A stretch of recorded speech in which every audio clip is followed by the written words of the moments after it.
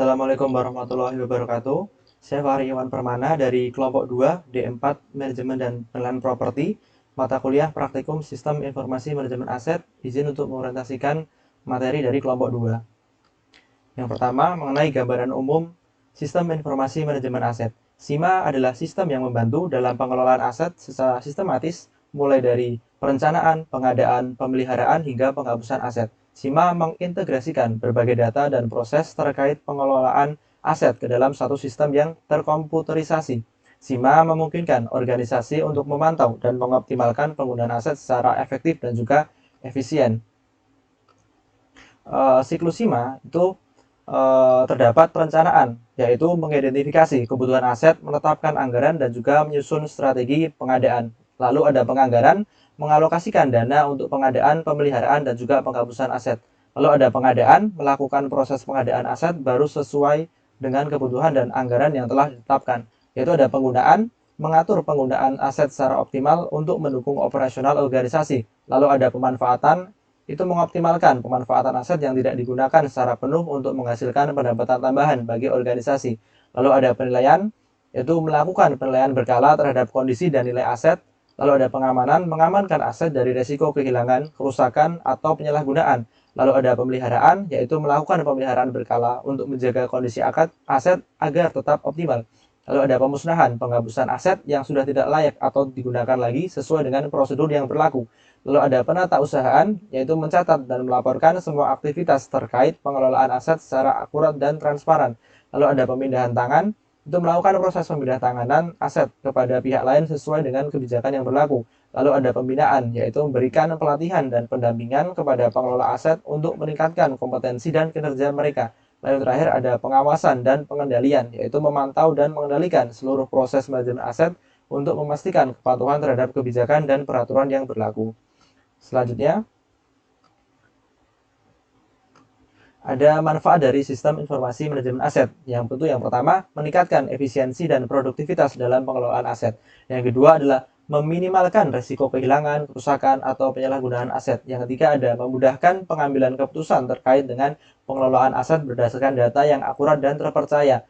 Lalu yang keempat ada meningkatkan transparansi dan akuntabilitas dalam pengelolaan aset. Yang kelima ada mengoptimalkan pemanfaatan aset untuk menghasilkan pendapatan tambahan bagi organisasi. Lalu yang keenam, yang terakhir yaitu membantu dalam perencanaan anggaran dan strategi pengadaan aset yang lebih efektif.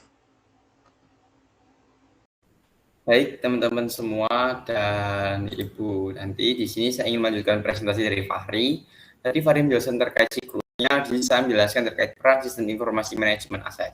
Di mana terdapat 4 poin utamanya yaitu otomatisasi, manajemen yang sehat, peningkatan produktivitas, dan penghematan sumber daya. Keempat poin tersebut adalah poin kunci di mana arah tujuannya untuk meningkatkan efektivitas dan efisiensi dalam perusahaan tentunya untuk mencapai target yang telah ditentukan.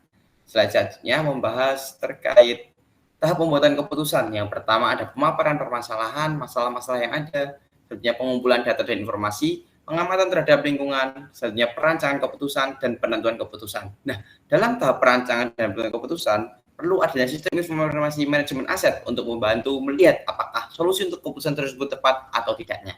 Selanjutnya, terkait tujuan yang harus dicapai dari sistem informasi manajemen aset adalah yang pertama, sistem harus dapat membantu manajer dalam membuat keputusan untuk memecahkan masalah semi terstruktur. Yang kedua, sistem mendukung manajer bukan menggantikannya. Dan yang ketiga, sistem harus dapat meningkatkan efektivitas pengambilan keputusan manajer. Selanjutnya, kriteria sistem pendukung keputusan yaitu interaktif, fleksibel, memiliki prosedur pakai, dan data berkualitas, di mana sistem harus mudah digunakan dan telah diuji cobakan dan juga memiliki data berkualitas dan bermanfaat. Terima kasih. Baik, di sini saya akan menjelaskan mengenai aplikasi yang kelompok kami buat di Microsoft Access. Nah, ini merupakan tampilan halaman loginnya yang mana kita akan memasukkan username dan juga passwordnya.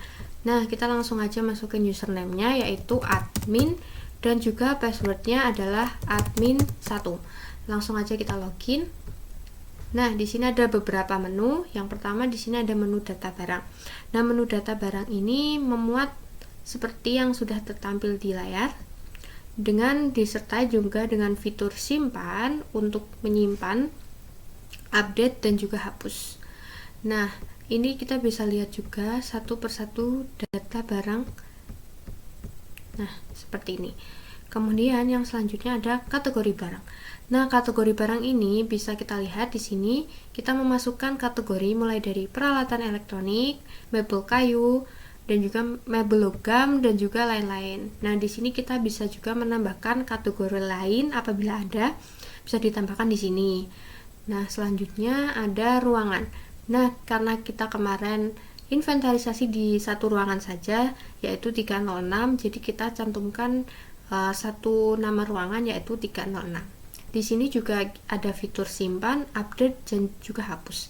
Di sini juga kita bisa menambahkan apabila nantinya ada ruangan baru yang akan diinventarisasi. Selanjutnya di sini ada kondisi.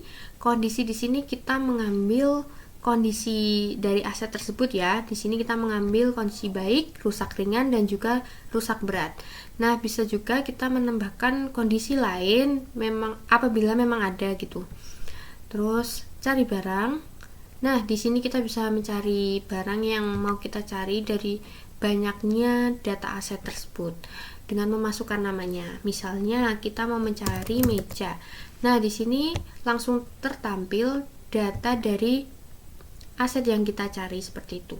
Di sini juga dilengkapi menu tambah, menyimpan, dan juga menghapus dari data barang tersebut. Jadi kita bisa memasukkan data barang juga dari sini. Selanjutnya ada menu laporan. Nah, di menu laporan ini merupakan rekapan dari semua data-data aset yang sudah kita masukkan atau sudah kita import di depan tadi. Lalu selanjutnya yang terakhir itu ada print laporan. Nah, di print laporan ini kita bisa melakukan print laporan secara langsung. Nah, di sini kita bisa menyeting semuanya. Di sini bisa kita setting sebelum kita print sesuai dengan kemauan kita semua.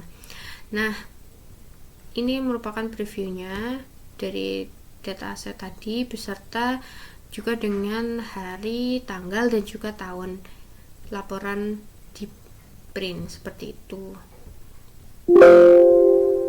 Oke, selanjutnya mungkin itu aja sih yang bisa kami sampaikan mengenai aplikasi dari Microsoft Access. Terima kasih atas perhatiannya. Halo teman-teman, di sini saya akan menjelaskan bagaimana cara mengakses aplikasi yang sudah kelompok kami buat di Power Apps. Nah, pada bagian pertama itu terdapat bagian login dan terdapat dua pengguna. Yang pertama sebagai admin dan yang kedua sebagai user. Misal saya masuk sebagai admin ya teman-teman. Nah, di sini akan diarahkan pada bagian administrator. Sama halnya seperti ketika kita masuk sebagai user, kita juga akan diarahkan di bagian user. Nah, user dan administrator ini memiliki tiga button yang sama. Yang pertama tabel aset, dan yang kedua galeri aset, kemudian yang terakhir tanda back atau kembali ke bagian login tadi teman-teman. Nah, yang membedakan button dari user dan administrator ini di bagian button tabel aset ya teman-teman. Nah, ketika kita masuk sebagai admin, kita itu bisa mengedit data ini. Jadi ketika kita masuk sebagai user, kita tidak bisa mengedit data dan hanya bisa melihat tabel ini. Nah, pada bagian pengeditan data itu terdapat dua edit. Yang pertama bisa langsung edit di tabel ini ketika ada yang typo atau kita ingin menghapus atau mengganti teks tersebut. Nah, ketika kita ingin menambah kolom, kita bisa masuk kepada bagian edit data ini, teman-teman. Nah, kita tinggal klik bagian plus. Nah, akan masuk seperti ini, kemudian kita lengkapi dan kita klik tanda centang ya, teman-teman. Nah, di sini saya sudah membuat contoh barang yang sudah saya masukkan di sini. Ketika kita sudah menambah tabel atau menambah data di sini, akan otomatis masuk di tabel aset ini. Seperti ini teman-teman yang sudah saya buat di bawah ini. Nah, ketika saya ternyata ingin menghapus bagian kolom ini, itu caranya tinggal masuk ke edit data lagi dan kita pilih, kita tinggal hapus.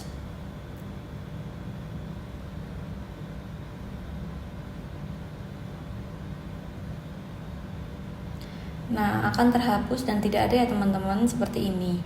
Nah, di sini juga terdapat bagian print ketika kita ingin print tabel tersebut seperti ini.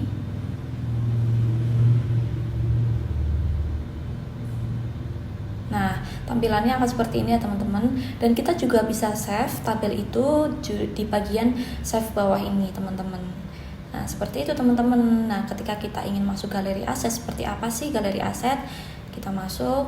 Nah seperti ini teman-teman, ini adalah dokumentasi kelompok kami ketika kelompok kami itu melakukan input data dari aset ruang 306. Dan di sini juga terdapat bagian tombol print sama seperti tadi teman-teman. Nah sekian dari cara mengakses aplikasi kelompok kami.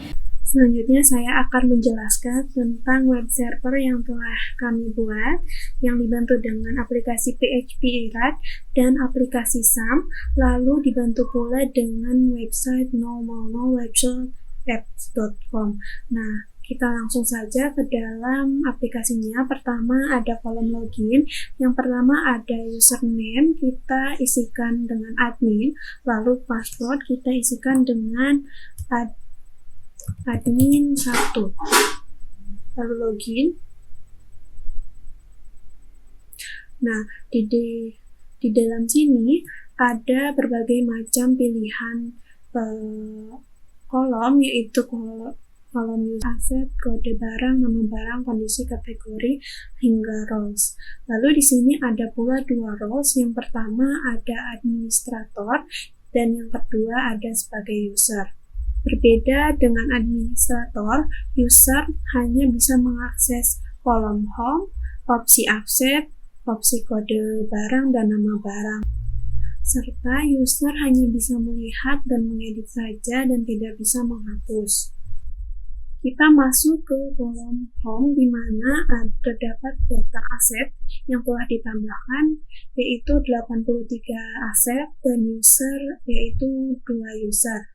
Dan selanjutnya ada pula grafik atau data aset. Di dalamnya terdapat data-data yang contohnya ada aset berjumlah 3 buah, amplifier berjumlah 14 buah, dan lainnya.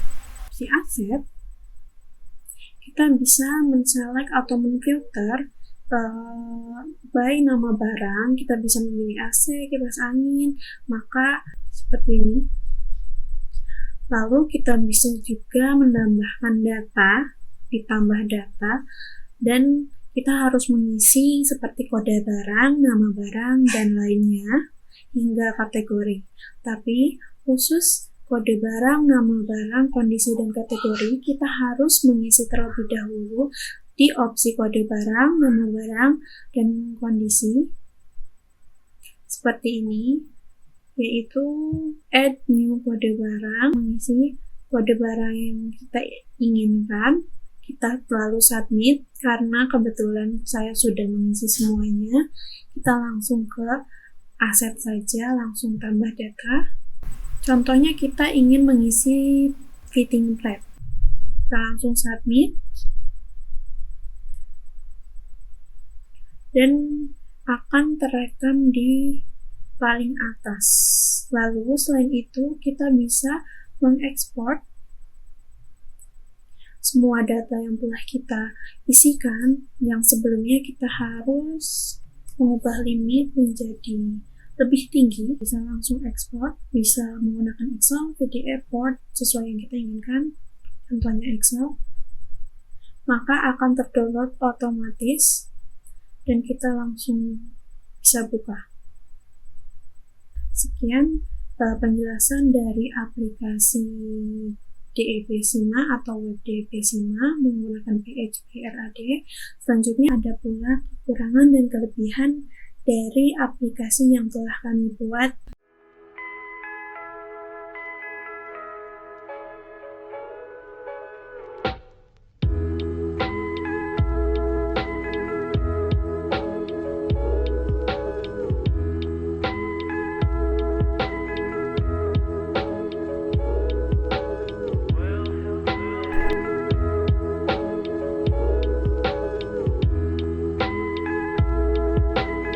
Sekian hasil dari kami.